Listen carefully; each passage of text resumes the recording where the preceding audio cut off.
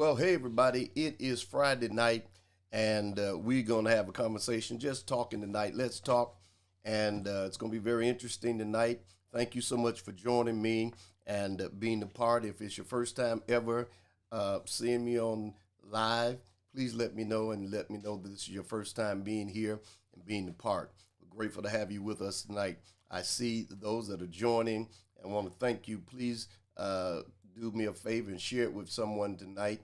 I see, let me make sure here. I see our church mother, Mother McDaniels, with us tonight, and grateful to have you with us, Mother McDaniels. I see Pastor Cooper from California with us tonight. Thank you for joining, Pastor Cooper. Grateful to have you with us on this evening. And do me a favor, those of you that are here, do this for me as we do every week. Let's do this right here.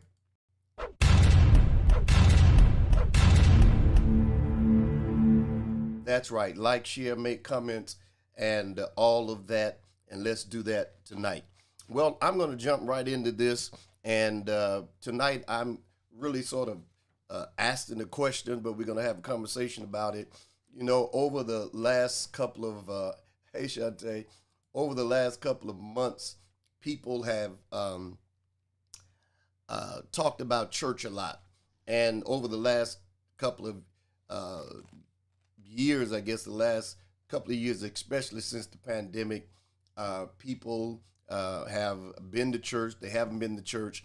Then others that before the pandemic ever hit, there was a discussion about church hurt and different things and all of that. Tonight, I want to ask the question because of just asking this question tonight, and that is, I want to ask the question, is the church the problem or the excuse? Is the church the problem or the excuse? And this is a conversation that I think most of us need to have, and it needs to be a conversation that's made in church, because there are a lot of people that will make you feel that church is the church is the problem, and we have to look at that and explore and see what really the problem really is. So tonight, let's ask this: is church the problem or the excuse? First of all, let me give a disclaimer on this, because I think that this is very important. I want to give a disclaimer tonight, and that is, the church is not perfect, nor are the people that are in the church. And once we realize that, I think we'll have a different approach to church. Once we recognize that the church is not perfect, neither are the people that go to church. And I know there are those that say we are the church, and I got that. But when we talk about buildings and local assemblies, we still call those churches or whatever you named it. And so they're not perfect. So once you understand that, you may have a different approach. We have to remember that there's no institution or business or anything else that is perfect. As much as we may like them, somebody else may think totally different about the way you think about a certain place, a certain establishment. There's certain places I may go that you may never go. There's certain places that somebody else may go that I may not go, because that is something that they don't do. That establishment is something that they don't like. And sometimes we may not totally like a place, but we don't stop patronizing. We don't stop going to that place all the time. Sometimes we go and we have, if you go to a restaurant and they have a particular waitress or waiter that you like to deal with, you ask for them or find out when they're there. Some of us, we get used to going places and we establish what we call basically relationships with places that we go or people that we go. And sometimes you go to a place that if you like the place, they may have bad service one time you go there, but even if they had bad service, you still go back again. Why? because you like that particular place. So let's talk about church being the problem. I believe, and this is just my opinion, and you don't have to agree with me. This is not something, because it's a question. You don't have to agree. We can agree to disagree. But let's talk about church being the problem, because I believe, in my opinion, that you and I don't have to agree on this, but I do think that church is really not our problem. I don't think church is the problem. That's just my opinion. I don't believe the church is the problem, because the first reason I don't believe church is a problem is because we are not in church long enough for it to be a problem. All right?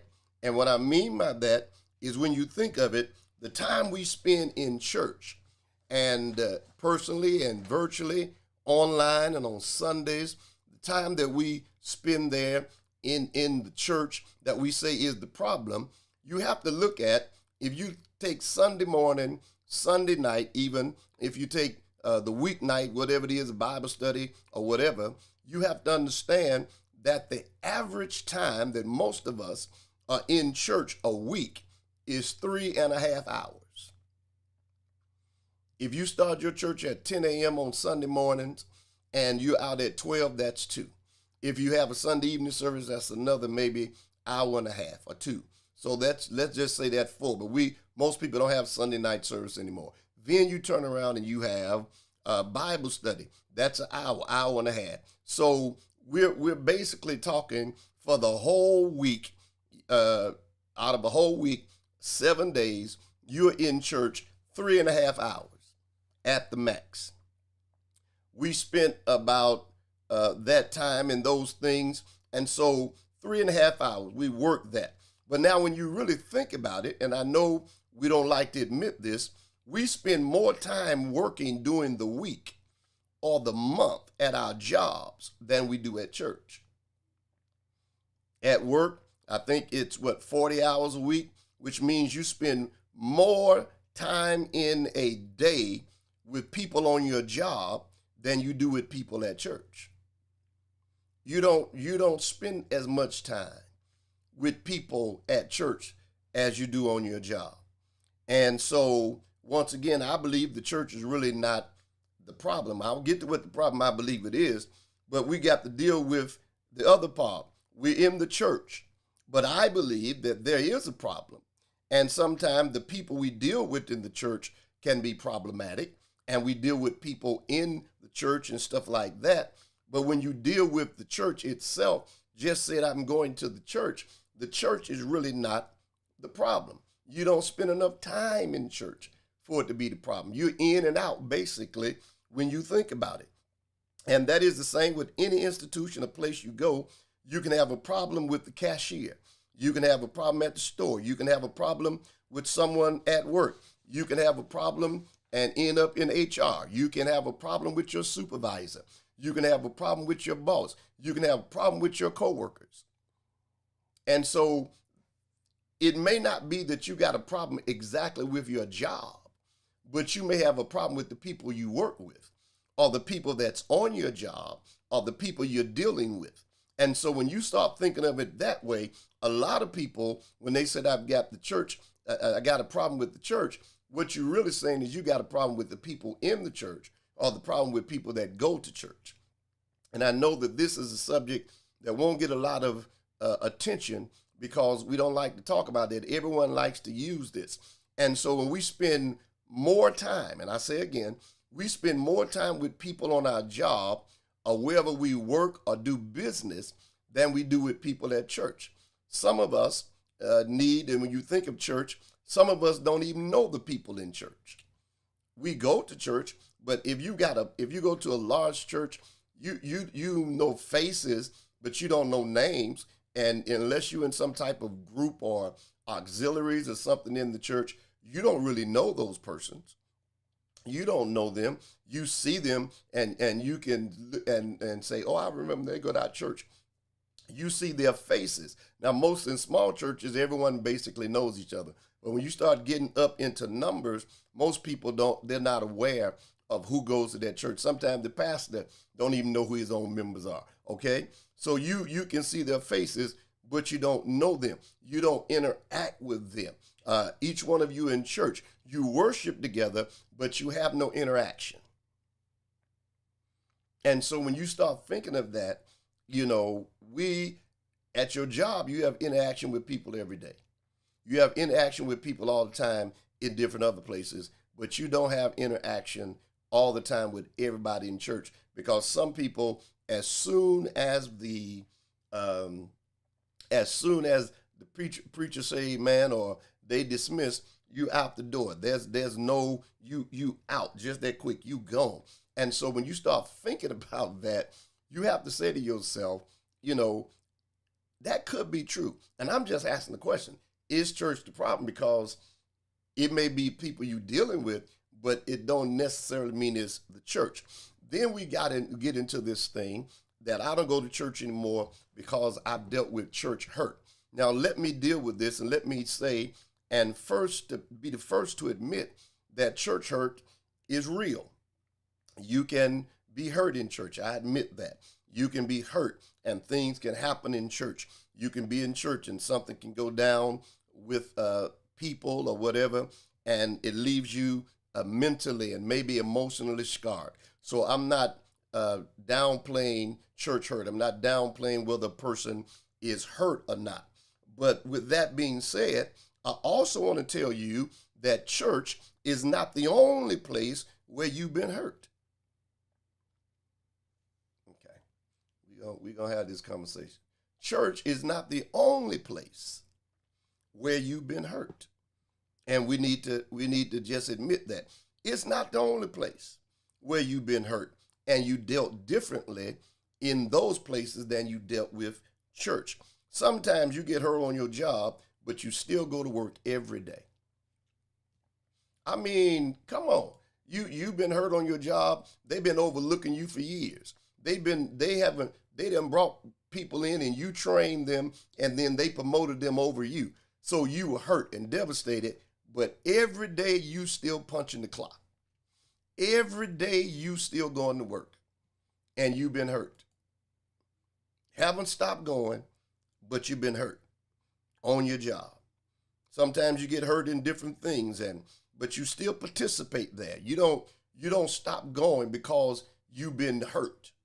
That's never been your thing, because you'll say it in a minute. I don't care what they do over here. As long as my check is in the bank, as long as they pay me, I'm good. But that's not your attitude when it comes to church. That's your attitude when it comes to everything else. All right? So you get hurt on your job. You get hurt in different places. And when it comes to church and you get hurt, it causes you to stop going all together. And then you say, I got to deal with this church hurt. And so you stop participating in church because somebody hurt you, and maybe somebody indirectly. Don't mean it was the pastor, don't mean it was his wife, could have been, I don't know who it was, but you felt that you were slighted, overlooked, or whatever, so you felt hurt. So you just stopped coming to church. They hadn't seen you in months. They hadn't seen you a long time. Didn't give notice or nothing. You just stopped going to church altogether because you were just so hurt. But now every day, you're at work. Even if you have to go in your cubicle and sit there by yourself, and you go every day and ain't said nothing. You don't care nothing about them hurting you. You figure y'all can do what you want to do. Just make sure y'all got my money. Y'all ain't got to speak to me. Y'all ain't got to talk to me. I ain't got to make no friends. We ain't got to go to lunch together. We ain't got to do none of that. Just make sure y'all pay me. That's your attitude when it comes to those things. But when it comes to church, the hurt is just too much. I can't go no more. I stopped going. And we need to understand that, if a hurt is a hurt, and I know somebody said, well, a church hurt is one of the worst hurts. There are folk that don't go to church that have been hurt that's more devastated than some of the things that we're hurt over. And so when you start talking about it, somebody not talking to you or not using you or not recognizing you, that's not a church hurt. That could be somebody just that didn't see you or was something that didn't happen. I usually, for the birthdays for the members of my church, I usually send out, when it's their birthday, I usually send a thing out from me and Lady Martin saying happy birthday to them in a text message, just a graphic that I sent out to them. And one of the young ladies in my church had a birthday on the 9th of this month, and I've got everybody's birthday and where I can see it, but I missed her birthday. I didn't send her one. And so what ended up happening was on the prayer call, I did acknowledge her birthday. And it came and dawned on me today that I did not send her one. So I sent her a text and said, I didn't overlook your birthday on purpose. And please forgive me. I would never overlook. Now, she never said anything to me about it. It just came back to me. And so I sent her a thing like that. And she said, "Oh, Pastor, no problem. I heard you acknowledge it already." But she could have took that and said, "I ain't going to church no more. Pastor hurt me because he acknowledged everybody else's birthday but mine." What that is, if that's the approach you take, now I'm going to get in trouble for what I'm about to say, but if that's the approach you take, what we really need to be dealing with is us growing up and maturing in church. That's not the issue that makes us inactive when it comes to God and the church and the things of the church. All right? Because a lot of us, we're doing that and we're using a lot of things. So it brings me to the next part of this, and that is the other part of the question is it an excuse?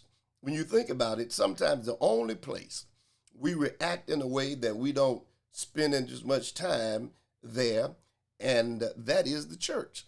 The church has become our excuse. We don't spend a lot of time there. Sometimes we don't even make it. I said again, you at work more than you at church. You spend a lot of time at work and other things, but you at church maybe 3.5 hours when you come to church, whether it's virtually or whatever. And so when you start thinking about that, you have to understand that you're talking about, that's the reason I don't go. Is that your excuse? I think what we do is we make church our excuse rather than dealing with stuff head on. We make it our excuse. We stop participating. We stop going and doing things. And guess what? If we stop participating and going to every place where we had experienced hurt, more than likely, we would be home most of the time.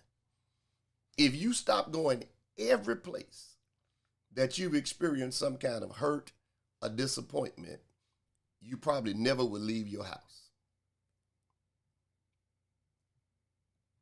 Because we've experienced disappointment in a whole lot of places. Hurt and disappointment. You've experienced hurt and disappointment at the gas station. You experienced that at the store. You experienced it, sometimes you experience it among family members or whatever, but it don't stop you from functioning and going to stuff. But when it comes to church, everything that we can pick out that is negative, we pick that out and use it as our excuse. Because we love to pick stuff out in a negative way. And I'm not talking about unsaved folk. I'm talking about even folk that are saved and say, well, I don't do the church thing no more. All right. And so they start picking things out. And if every place that you had been hurt and went through that, you would just be stuck at home because you wouldn't be going nowhere. Because you can get hurt anywhere, and it don't have to be the church. Be your job, can be the spa, can be whatever it is. You can be hurt. And so we have to understand that and stop acting like, well, church is the only place. It's the only place you react that way. And so we really make church our excuse, because if the hurt was real, in every place, and I'm not saying it's not real, but if hurt is hurt, then in every place you got hurt, you would react the same way with the hurt. But we don't do that. And so, we have to ask that question: is it really what it is, or is it something that we use as an excuse? What you have to understand is the problem is not with church, but people in the church or that go to church. Your problem is not really with church. Your problem is with people in church, and you just associate it. Just because you've had a bad experience, watch this, in a place with people does not mean that you should use that as an excuse not to be active in other areas or participate or attend some things that may be beneficial to you in the long run. Now, sometimes you've had bad experiences in a whole lot of places, but you don't stop being active. You don't stop participating. You don't stop going because of that fact. You just recognize, okay, I just got to, life continues. I've got to move on. And there may be a benefit. Just because you had a bad experience with the police does not mean that all police are bad. So I said, police, just because you had a bad experience with one or two, don't mean you put all of them in the same cup, in the same group. You don't put all of them in the same group just because you came across one or two bad ones. One or two bad apples in the barrel. Pick the bad ones out and let's move. And so you don't do that. Just because you had a bad experience with the doctor don't mean that all doctors are bad. We have a tendency of putting everyone in the same thing. If we experience one bad thing, we put everyone in the same thing. Just because you had a bad experience with the church don't mean that all the people in that church or that church are bad. Don't mean that's bad. It just means you had a bad experience. And if you had a bad experience with them, that's something that you need to deal with, but it does not mean that everyone is bad. And sometimes we take our bad experiences and we couple and we just make it where we just put everybody in the same thing. Everybody, there's no thing across the board. Everybody's the same way. And watch this. If you had a bad experience with a pastor, then every pastor is bad. If you had a bad experience with a first lady, all first ladies are bad. If you had a bad experience in the choir, then all choirs are bad. You can't do that. It's really unfair. It's unfair to other pastors, other churches, for you to put everybody in the same category, because you're using a blanket paintbrush and you're painting everyone in a negative light, and you don't know that. You haven't been to other places. You don't know if they got stuff that would benefit you, that will help you grow, help you learn. You haven't given them a chance because you put everyone in that same category. And again, that's unfair. It's very unfair to people that could be beneficial to you. But your mindset is closed because you've thrown everybody in the same thing. Watch this, and I'm almost done. I've seen people and pastors and others preach against doctors and medicine. But when they got sick, they had to go to the doctor. I mean, I remember reading the book one time, and one of my friends, they deceased now, but they used to go to a church in New York, and the pastor was adamantly against doctors and medication. He didn't believe in it, and if you were one that did doctor and medication and stuff, he almost put you in hell and said that you ain't got no faith. But he got sick, and guess what happened? He died. Why? He didn't believe in medication. He didn't believe in the doctor, but and because he didn't believe in it, his wife didn't take him, and he died. He probably could have been saved, but because he preached against doctors and made everybody else feel bad about doctors and medication, when he got sick, he needed a doctor, and his wife wouldn't take him, and pride wouldn't take him because he didn't want the members to know, I done told you all about not having faith. Now I got to go to the doctor. I've seen people talk about how bad the police are. But when someone breaks in their house, they got to call the police. Are y'all following me? So we have to understand that a lot of stuff, it's really not, church is not the problem.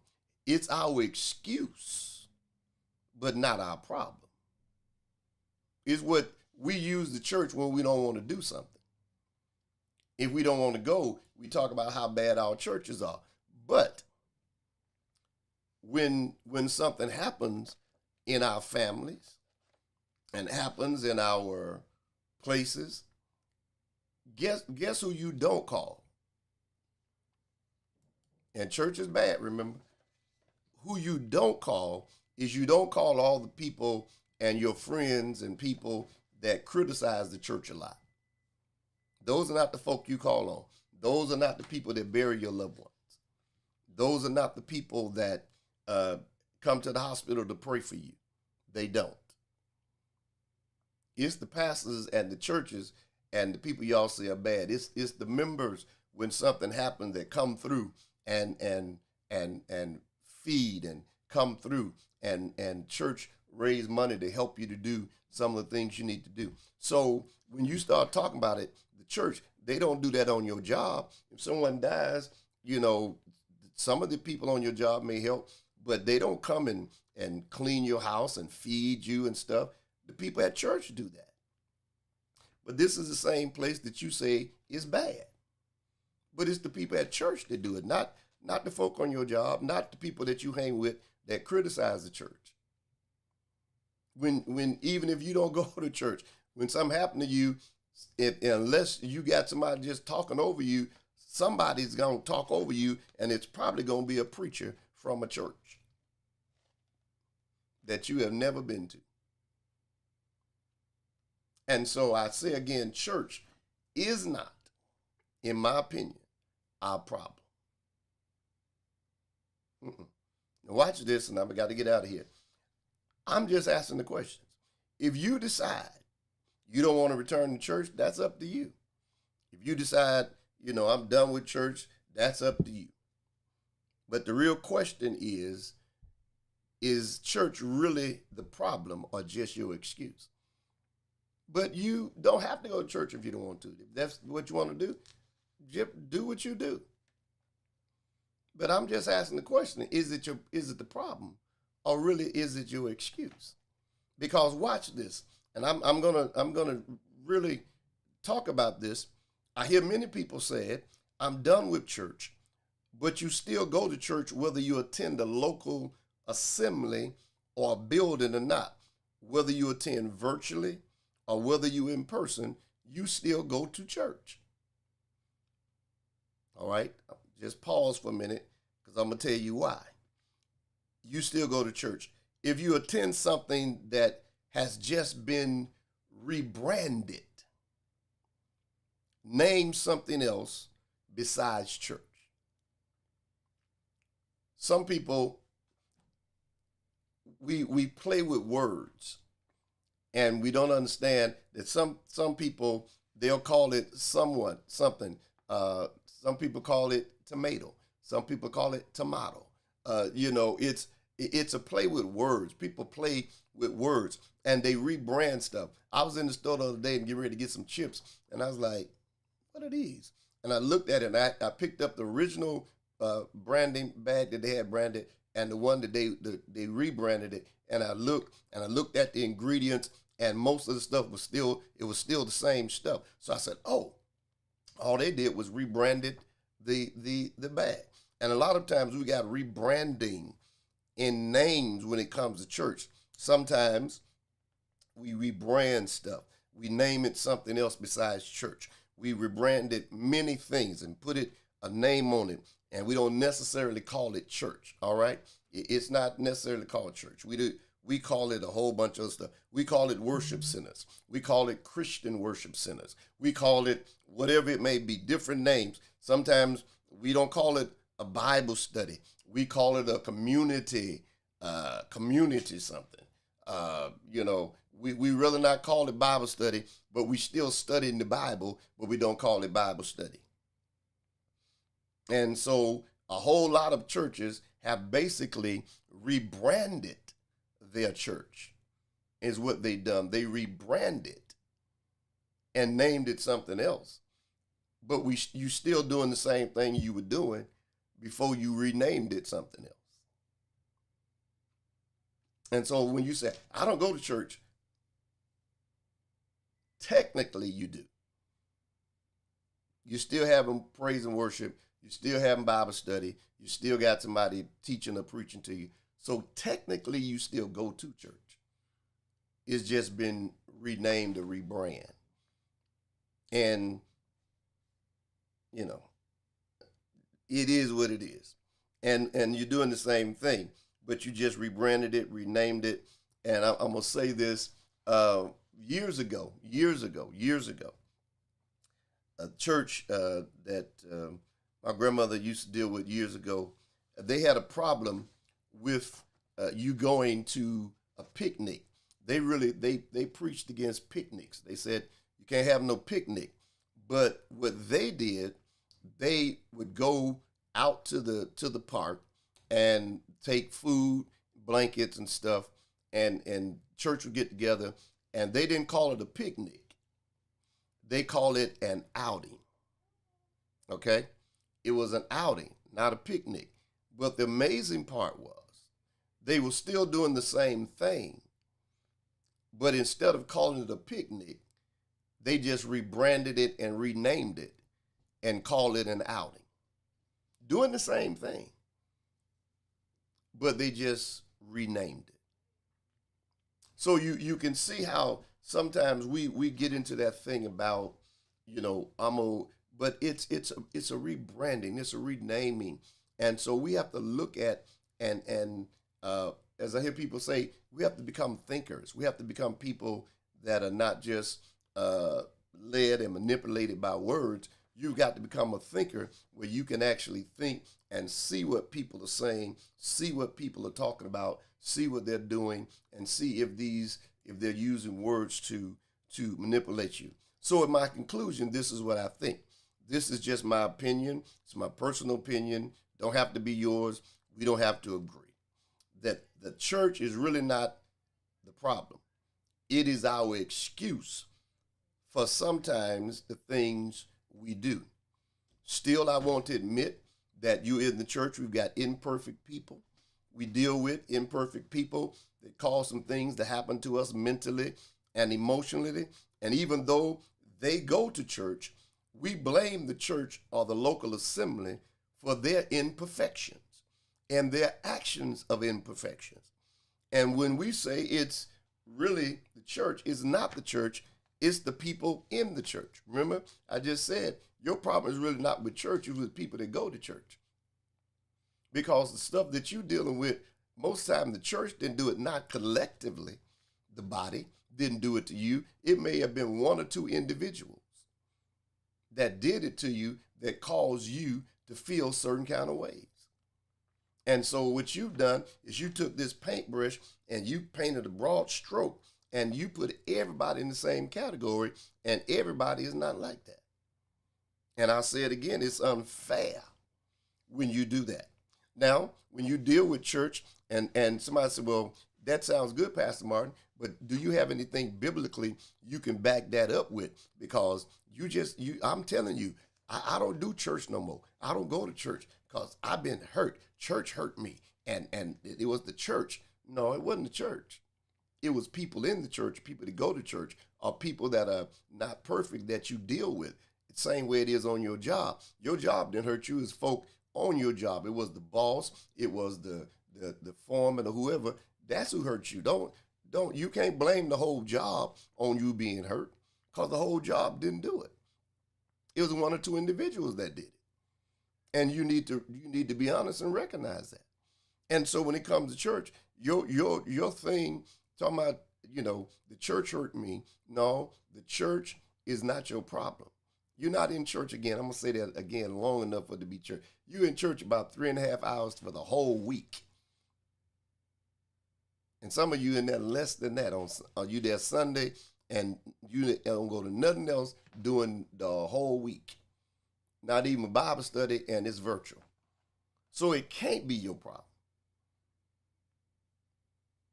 Maybe you had some bad dealings with people in the church. That could be your problem. But church ain't your problem. You ain't there long enough to be your problem. You should have more problems on your job than you do at church, because on your job, you there every day, Monday, Tuesday, Wednesday, Thursday, Friday. If you work 5 days a week, you there from 8 some in the morning to 4 or 5 in the evening, and then do overtime. So you're interacting with people all day on your job, all people around you, and they do stuff to get you upset or whatever. That's your problem.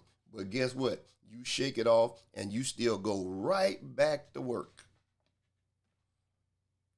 Somebody do something one time to you at church, and you ain't ever going back to a church. No church ever. It's not your problem. It's your excuse. That's what it is, your excuse, but not your problem. All right? So church didn't hurt you. Now watch this, and I'm concluding. This is what David said in Psalms 55, 12 and 14. David says, I agree with you all that I've been hurt and things have happened at church. I agree. He said, I agree with you on that. But it wasn't church that did it. It wasn't the church that did it. Somebody said, well, my church is, they call it RRC. RRC hurt me. No, RRC didn't. This church hurt me. No, it didn't. This church over here, they the reason I stopped going to church, because they hurt me. No, they didn't. I'm sorry. They did not hurt you. No. They didn't hurt you. This is what David said. David said you got to learn to put the hurt where the hurt is. Well, where's the hurt? Listen what he says, Psalms 55, verse 12 through 14. For it was not an enemy that reproached me. Then I could have borne it. Neither was it he that hated me, that did magnify himself against me. Then I would have hid myself from him. Here's why I said it's people and not the church. But it was thou, a man of mine equal, my guide and mine acquaintance. We took sweet counsel together and walked unto the house of God in company. David said, I agree with you, but the church didn't hurt me. It was the people. We're going to get back to that. It was the people. Verse 13, but it was thou a man of mine equal, my guide and mine acquaintance. We took sweet counsel together and walked unto the house of God in company. David said that's where mine came from. Folk in the church, not the church itself.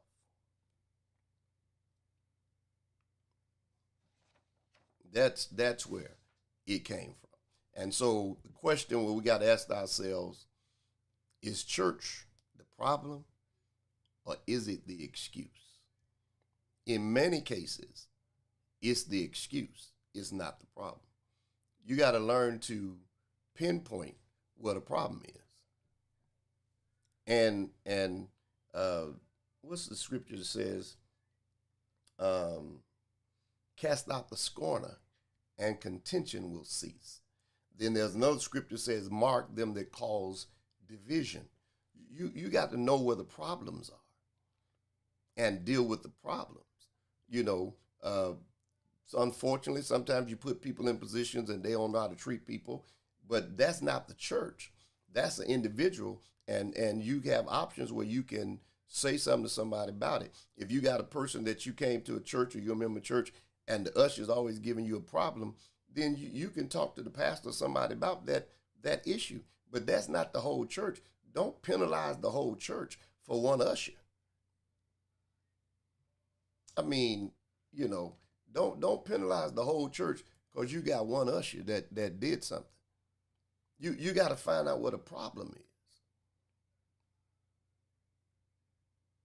and we got to deal with that a little bit more, a little bit better, and find out what the issues are.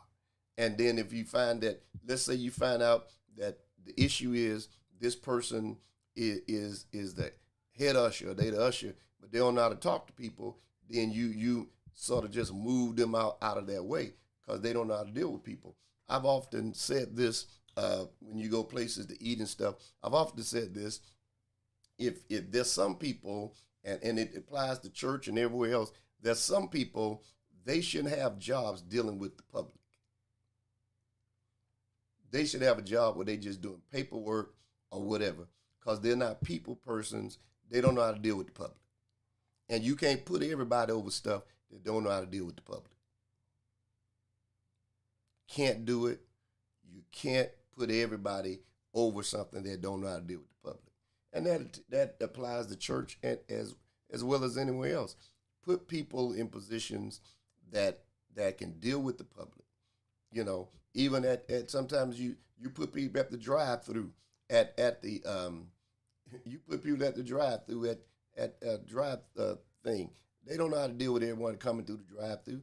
You got people behind the counter don't know how to deal with folk. There's some people don't need jobs dealing with the public at all, and that's whether it's church, the bank, or whatever, post office.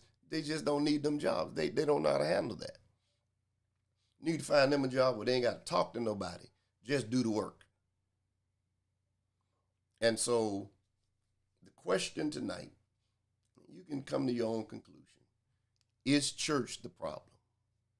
In my opinion, no.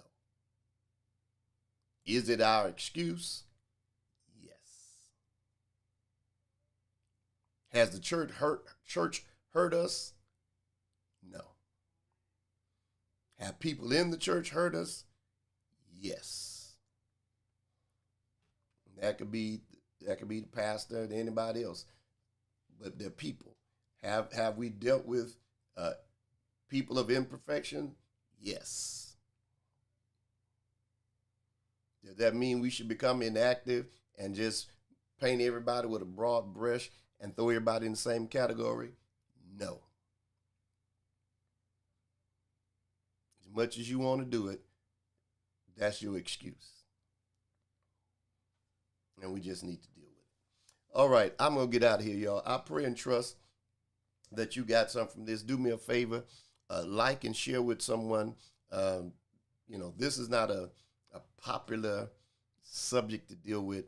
Most people don't like to deal with this kind of stuff, because they feel you defending the church. Tonight, I haven't defended anybody. I've given you a thorough analysis, a breakdown of what I feel is the thing that goes on with the church. That's not the problem, and that's the excuse, and then dealing with the people in the church. So I think I've been very balanced across the board because I don't ever want you to think that church hurt is not real. Any hurt is real. Don't have to be just church hurt. All hurt is real. All of us have had bad experiences with certain things or whatever, and you have to do it. I remember when I was a young evangelist traveling with my uncle, we were in I think we were in Oregon, Portland, Oregon, I believe.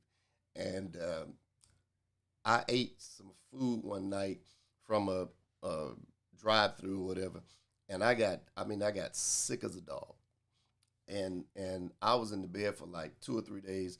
I think I had like food poison. I thought I was leaving here. I was probably somewhere in my late 20s, early 30s. I thought I was about to leave here, y'all. I was on my way out. And I promised God that I would never, ever eat at that place again. That's what I said. I ain't gonna never eat there again. I'm done with them. I'll never get my money. I have to tell you, I have eaten there again. Matter of fact, I just ate there the other day. and that's here. But I did eat that the other day, and the food was quite nice.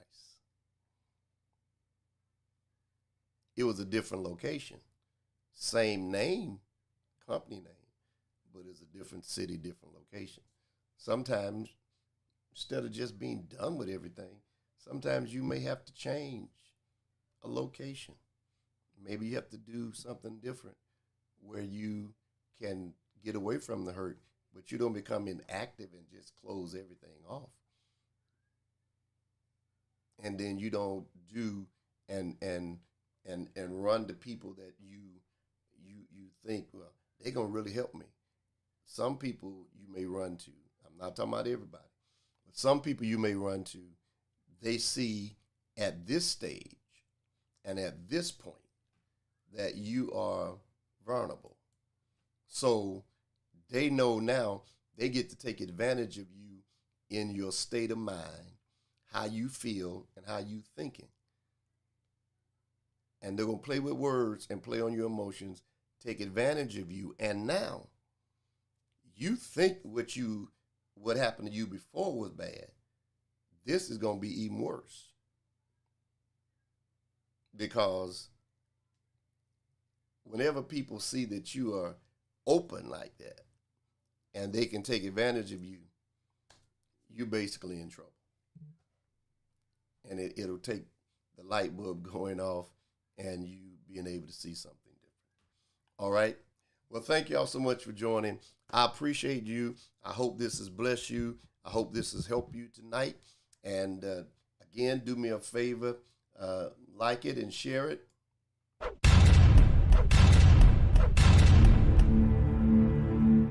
Share it with somebody, and so somebody can be blessed. Somebody that may be on that verge of giving up on God, giving up on church. Sometimes take another look at it and see. You never know what will happen and what will be the thing that will come out of it. All right. Well, the Lord bless you. The Lord keep you. Thank you all so much again for joining. I look forward to seeing you. Listen, if you want to follow me, I get notifications whenever I'm coming on. Do this. You can text the word DLM to 833-675-6263, and you can follow me and then be able to follow me on all the platforms that we're on. 833-675-6263. Text the letters DLM, and whenever I'm on, you'll get notifications and be a part of whatever we're doing.